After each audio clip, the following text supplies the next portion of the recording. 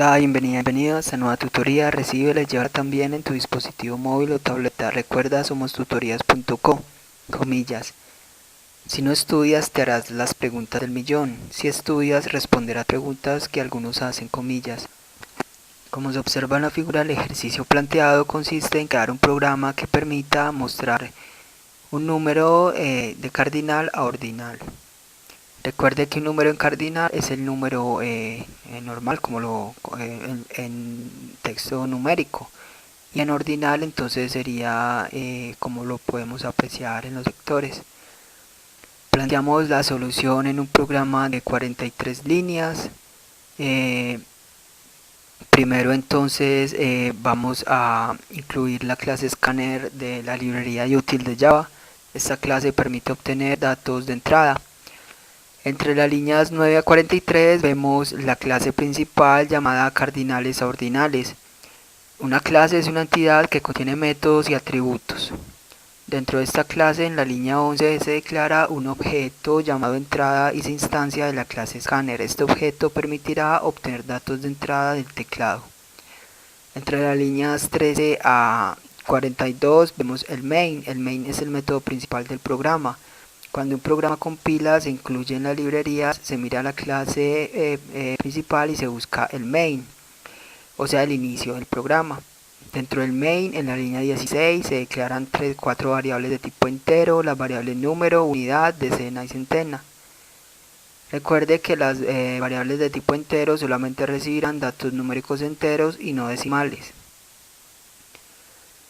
En la línea 18 declaramos un vector llamado uni de tipo string. Este vector entonces se inicializa con los valores ordinales, como podemos ver, en caso de que se llegue a un dígito. En caso de un dígito sería entonces primero, segundo, tercero, cuarto y así hasta noveno.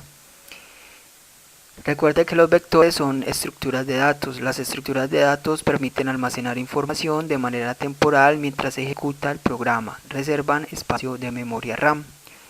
En la línea 21 se declara también de tipo string un vector llamado dec que se inicializa entonces con los ordinales de las decenas, o sea, décimo, vigésimo, trigésimo hasta nonagésimo. Y en la línea 24 de tipo string el vector cen que se inicializa entonces con los ordinales para las centenas, o sea, céntimo, ducéntimo hasta entonces noningentésimo.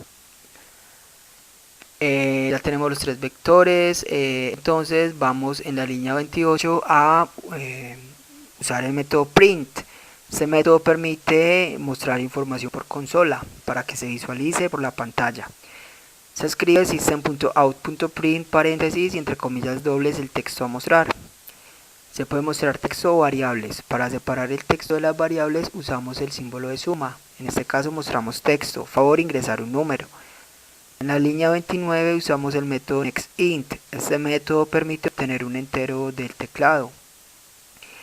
Para flotantes sería nextFloat, para texto simplemente sería next. Y entonces recibimos el entero y lo almacenamos en la variable número. En la línea 31 a una variable unidad le asigna número módulo 10. Línea 32 a decenas le asigna número dividido 10 módulo 10. Línea 33 a centenas le asigna número dividido 100.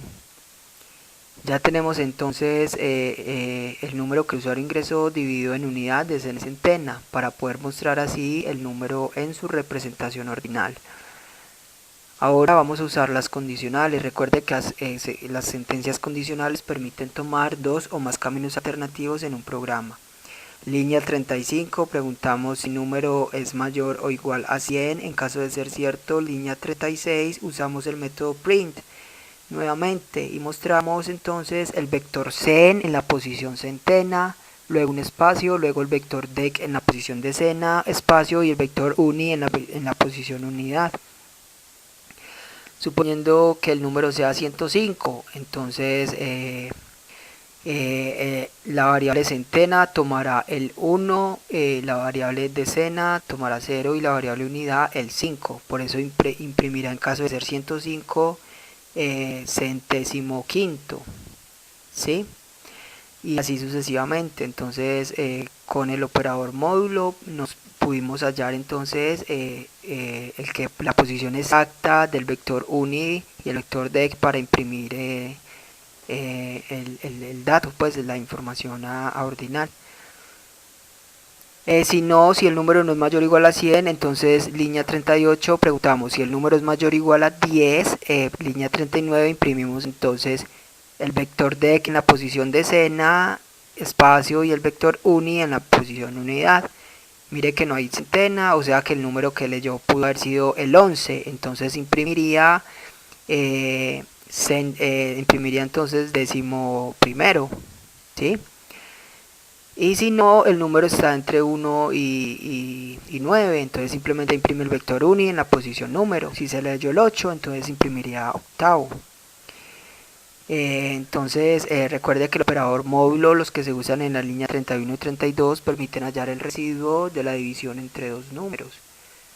El residuo entre 4 y 2 sería 0, los números son múltiplos. El residuo entre 5 y 3 viene a ser 2, ¿sí? Entonces ese es el residuo. Entonces cuando decimos número módulo 10 estamos hallando el residuo de dividir el número entre 10, suponiendo que se lea el 14, entonces el residuo sería 4, ¿sí? Entonces por eso el vector, por ejemplo, decena en la posición 4 tendrá entonces cuadragésimo.